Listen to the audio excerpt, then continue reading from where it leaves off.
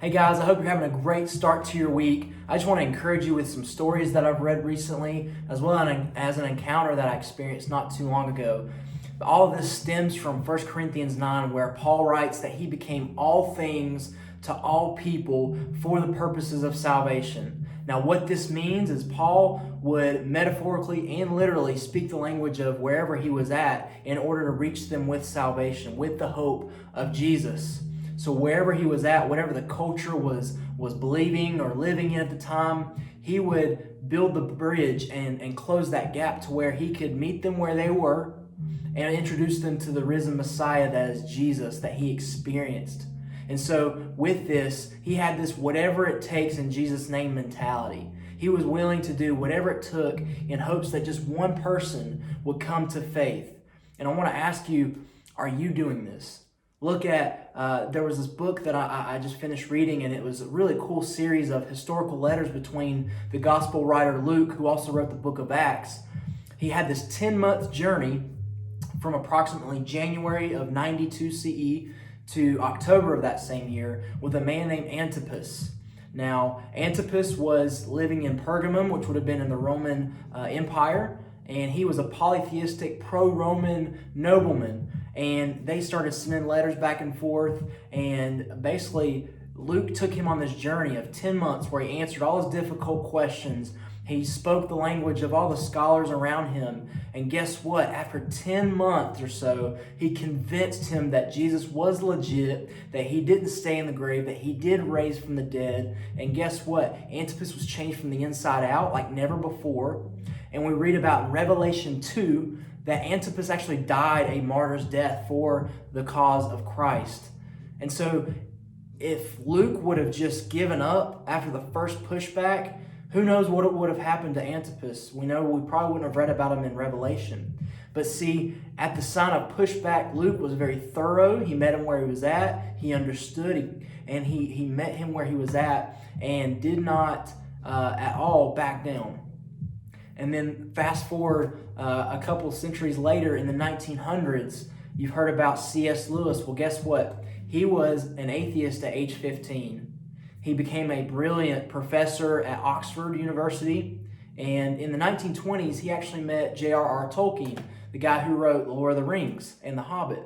And they were both very high, well-respected academics in their professions, and they became friends. And so J.R.R. Tolkien was already a Christian. C.S. Lewis was not.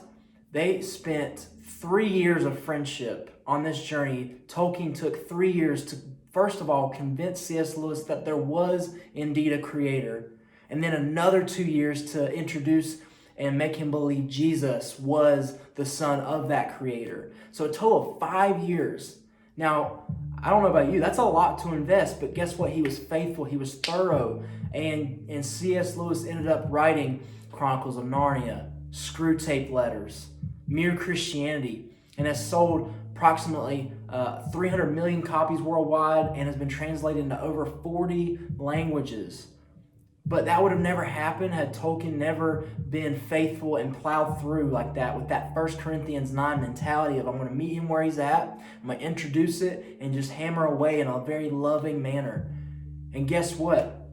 I'm honored to say that a couple months ago, I had a conversation with a waitress who I always ask people about tattoos because most times they have a story behind them. This waitress had a Greek goddess tattoo on her arm. Now, for a lot of Christians, that freaks them out. They just shame them. However, I just asked her some questions and was able to introduce an idea that she had never thought of before. She grew up in a Christian home, but with the Greek goddess tattoo, she said that it meant two things to her. One, that represented female empowerment, that a goddess was as powerful as she was. But two, she also liked how the narrative had been changed over time to better improve that narrative. And so I was able to listen to her story a little bit. On the job, it was awesome. But I asked her a question. I said, I was able to introduce her to how God in the Old Testament was referred to as the Most High. And I was able to say, okay, let's meet you where you're at. Let's play along with this goddess. What if she bows down to the Most High? She'd never thought about that. She'd never heard that presented to her. In fact, she was hesitant to even have a conversation with someone that she knew was Christian because of her previous experience. And then I was able to tie in Jesus and say that Most High not only exists, but his son Jesus comes in and offers you life abundantly, unlike these other gods and goddesses that you read about. And even better than that, the narrative of Jesus could never be improved. It is finished. It's what he said on the cross, and he offers you life abundantly.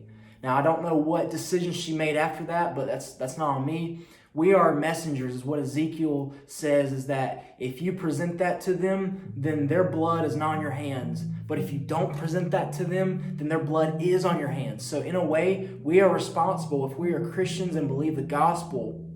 We are responsible for people if we hold the best news in the back of our pocket and never get it out there. But the question is do you have that whatever it takes mentality of, hey, I'm not just going to give up on the first sign of pushback, but speaking their language, meeting them where they're at, and loving them through that, even if they reject that. So I want to challenge you this week. I challenged our life group leaders at Arden First to challenge their life groups. Just think of someone that you already know, whether they be friend or family, and just ask them, hey, what can I be praying for you about? It's best to reach out to someone who particularly isn't a believer, and then follow up a few days later and say, hey, how's this going? I just wanted to check in on you. You know, I'm not going to promise anything, but that means a lot that you're even asking and trying to go on their behalf before the King of Kings. So be active in your faith, be bold, and no matter if they say yes, no, or maybe later, that's what Jesus calls blessings. Blessed are you if you're persecuted on behalf of me.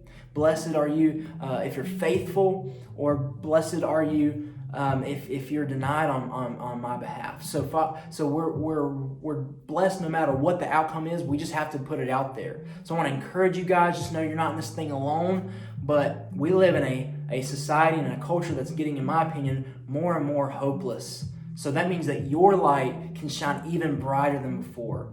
So I want to just encourage you guys, finish the race strong, keep running. It's you're called to have endurance, as Hebrews 12:1 says, and just know that this is not in vain. This is not the end, and God is still alive. Blessings to you.